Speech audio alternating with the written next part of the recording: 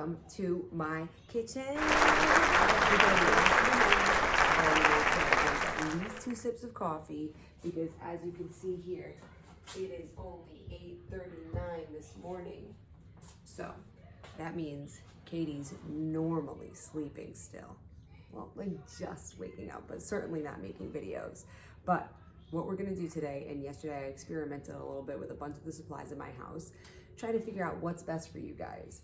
And in my house, I have like resin clay, polymer clay, like the Super Sculpey that we use in class. It's a polymer clay as well.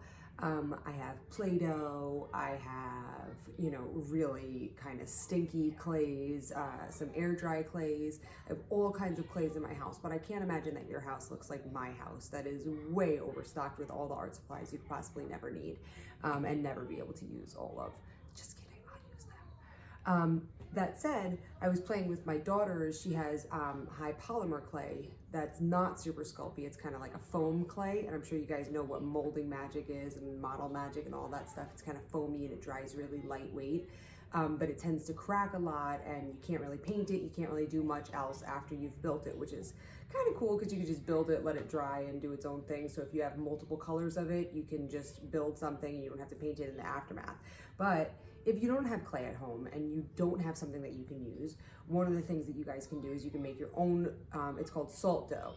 And it's fairly simple to make. It takes a little while to bake, but parents, you don't really have to be that involved unless your kid is really, really messy, but you can always portion it out so that the kids have exactly what they need and they could just pour and mix.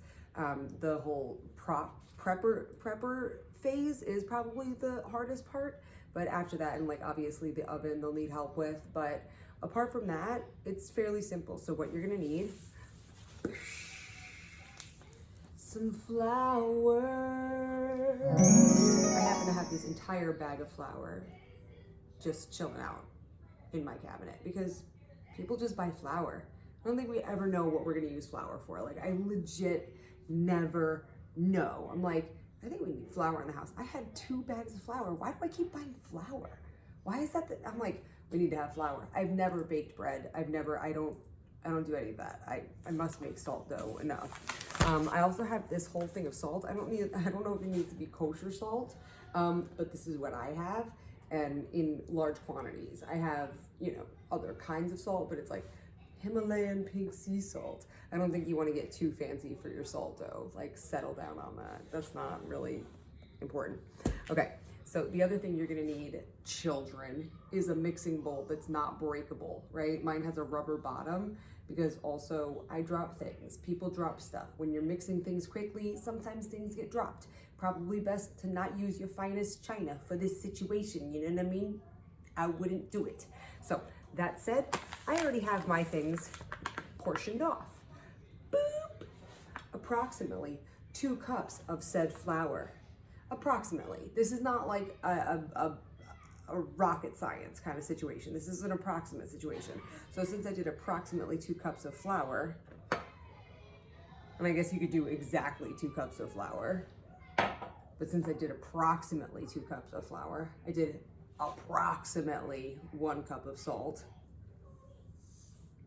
Boop, boop, boop, boop, boop, boop. And now here I have my cold water. My cold water, I'm gonna pour a little bit in at a time. So I'll pour that in a little bit, and I'm gonna get my little mixer, right? Everybody needs a mixer. You gotta be mixing stuff. If you're gonna mix stuff, you need a mixer. You can use whatever kind you want. I'm currently having a crisis in deciding which one to choose. And I feel like this is the right choice for me this morning.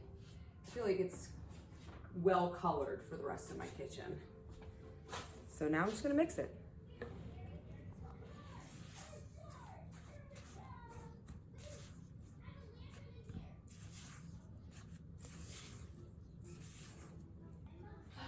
If it looks like this, you need more water, right? Keep going. I'm adding it in slowly. I think you could probably pour it in all at one time, but I don't like to take the chance that I'll have to add more flour or more salt and I have to play that game. So I do it little by little. And basically you want a consistency that's moldable. I mean, you'll know it when you feel it. And when you can actually touch it and it's not sticking to your hands all over the place, yeah, you'll know it.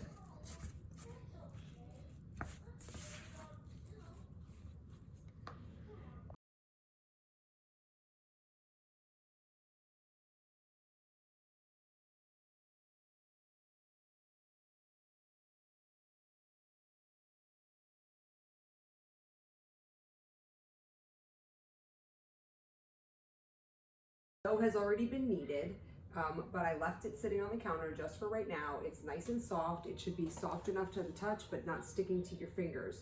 So as you could see during my mixing video, I was a little bit adding flour little by little as I mixed it by hand.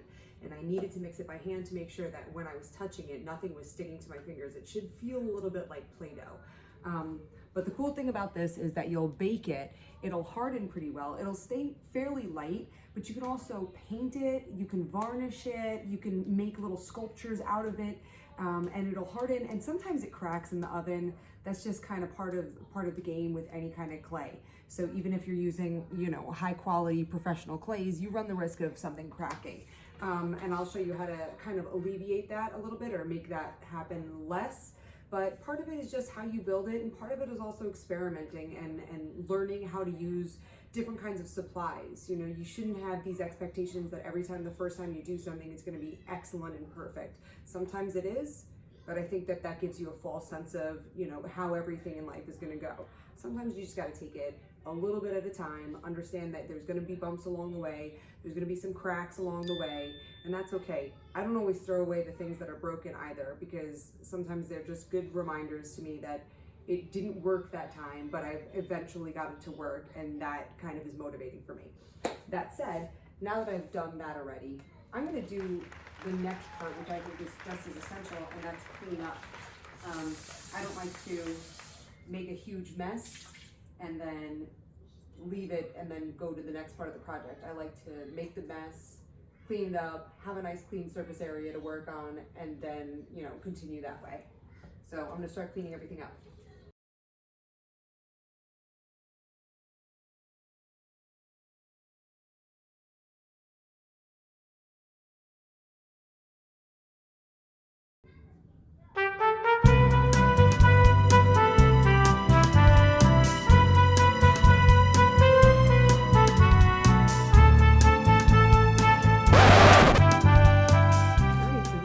Workstation here,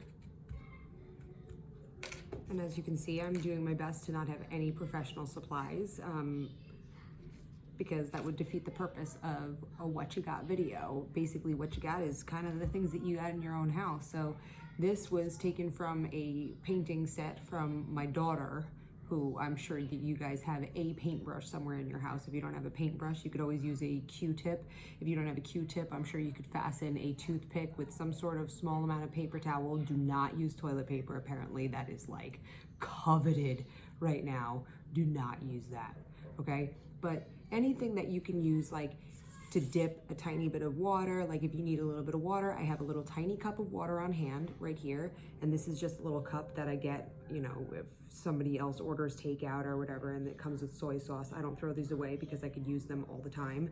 I also make sure to recycle them if I use them and they break.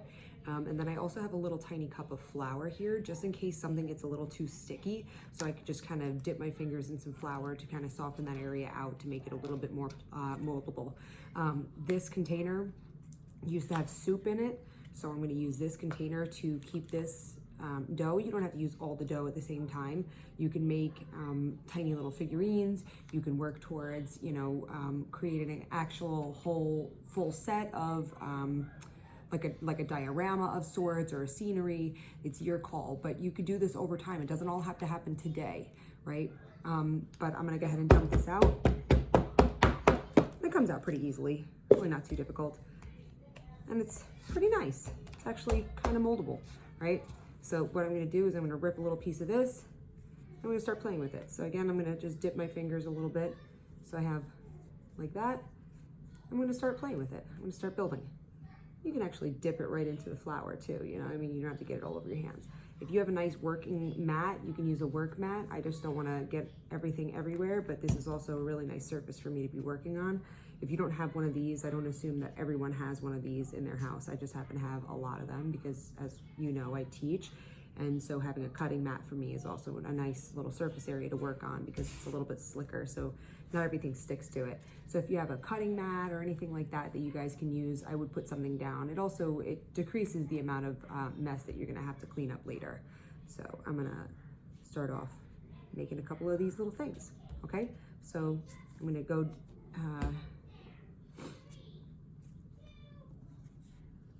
I would suggest putting a little bit of flour down just to make sure that your area stays nice and slick. Okay, I'm putting that down. All right, so what I'm doing here is I'm just making my own sculpture. So you guys can do whatever it is that you want to make. I had an idea in mind to create like an octopus kind of thing. So that's what I'm working on, and I'm doing individual pieces, and then I'm smoothing these together just like any other clay. So with anything that you do, try to do it with a little bit of intention. You know, I mean, even if you're just playing with Play-Doh, I take my Play-Doh time very seriously. I take puzzle building very seriously, and I'm not like serious about it, but I don't, you know, if I have an opportunity to create something and I'm using a material, it doesn't matter what material it is, I'm still gonna take my time to create something that I think is kind of cool. And it's kind of cool to be able to create something out of things that are, you know, your unconventional materials or things that are traditionally like just a crafty item or like a kid's item and make something really cool out of it. So take each opportunity to make something super cool. Why not take your time on something, you know? Why not? If you have the time, you might as well take your time. So what I'm doing here first is I'm creating the tentacle base.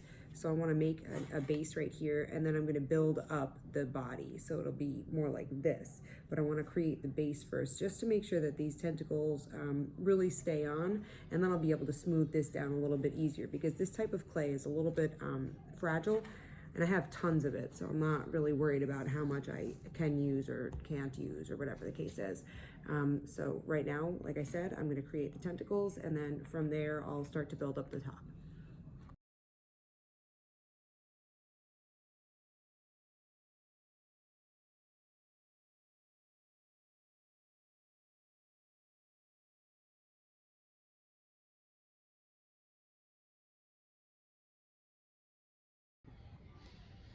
All right, so right now I'm setting my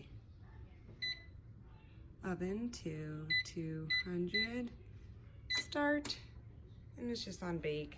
Super simple, fairly standard. Just preheating it right now because I'm almost done with my octopus, and I'm gonna cut a couple of other shapes just so I have something cool to paint. I might actually just make a couple of circles just so I have a cool surface area to work on.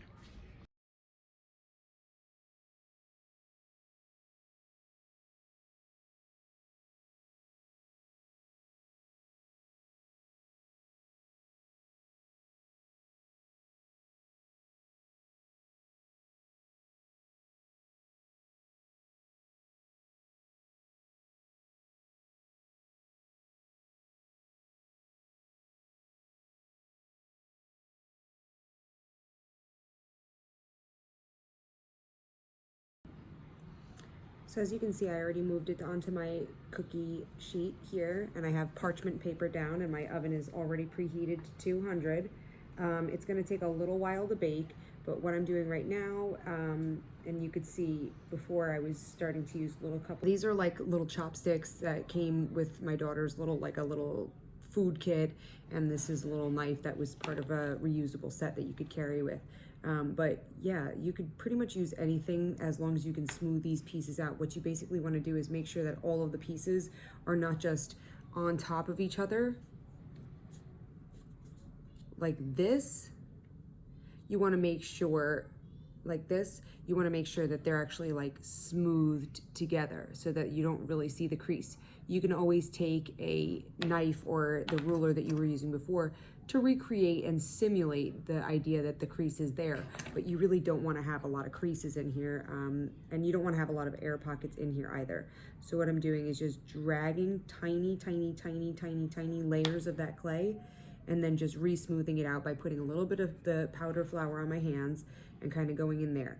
But to connect the pieces originally, I did use a little bit of water just to make sure that they really stick to each other, like so, and you can get it nice and smooth that way. And then afterwards was dipping my finger back in the flour and then just smoothing it back out, just a little extra extra smooth this, yeah, you know, take some pride in what you're doing.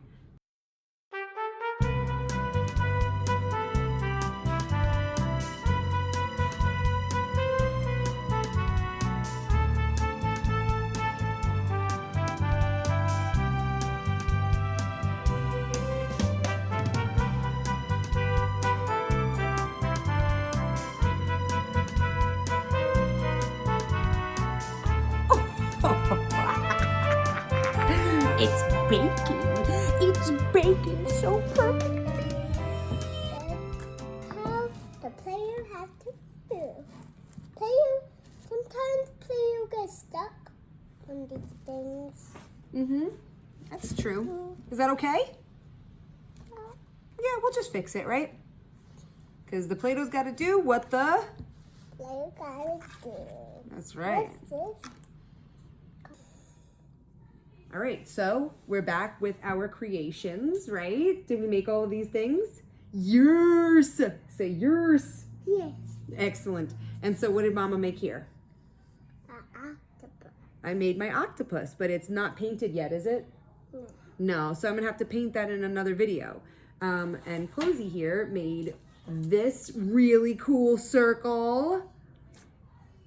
You did a really nice job. And I made these other cool circles, and I put a little hole on the top of mine so that I could put a string through it. You want to do that before you actually bake them.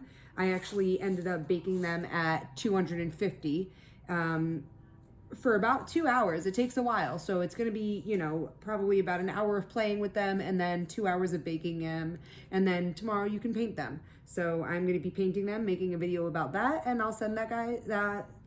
Yep. I'll send that off to you guys.